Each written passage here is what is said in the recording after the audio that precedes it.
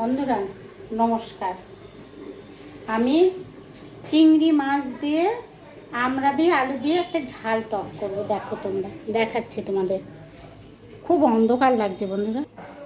কেটে রেখেছি, কেটে ধুয়ে রেখে দিয়েছি। এখানে 3টে আমড়া আছে, 3টে আমড়া, একজনের তরকারি তো। আচ্ছা, তোমরা বারে বারে সেই কথাই বলবে। এই যে একটা আলু, এই যে একটা আলু কেটে রেখেছি। এই হচ্ছে একটা আলু, আর এখানে 3টে আমড়া। দেখো, এবারে গ্যাসটা ধরিয়ে দেবো।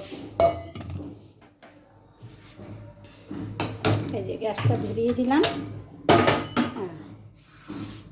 এবারে কড়াইটা গরম হলে, দেখো কড়াই গরম হয়ে যাচ্ছে, তেল দেবো।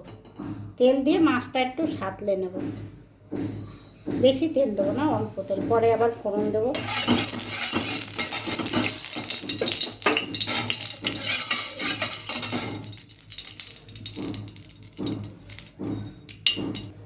এই যে বন্ধুরা, তেলটা গরম হয়ে গেছে।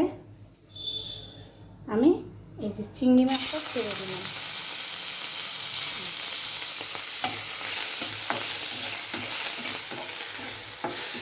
তেলটা প্রচুর গরম হয়ে গেছে, যে কারণে এর ভিতরে আলুটাও দিয়ে দিলাম। আমড়াটা দেবো না।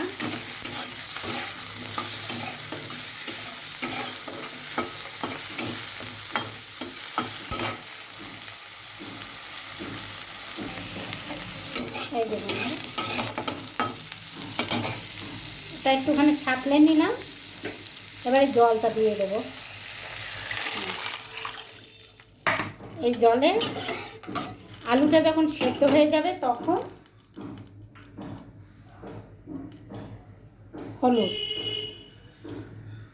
হলুদ দিয়ে দিলাম। লঙ্কার গুঁড়ো 1 চামচ। ঝালটা খাবে তো, একটু ঝাল ঝাল হবে।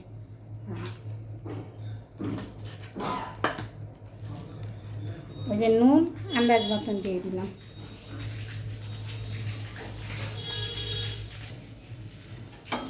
যে জলটা ফুটে উঠলে, মানে এটা ফুটে উঠলে, আলু চিংড়ি মাছটা ভেজে যে দিয়েছি, ফুটে উঠলে ও আলুটা সেদ্ধ হলে আর কি, তখন ওই আমড়াগুলো দিয়ে দেবো।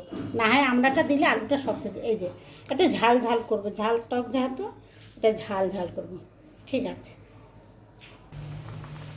এই যে বন্ধুরা, দেখি আলুটা সেদ্ধ হয়েছে নাকি। হ্যাঁ, সেদ্ধ হয়েছে। এবার এই যে আমড়াটা কেটে রেখেছিলাম, কেটে ধুয়ে সেটে দিয়ে দিলাম।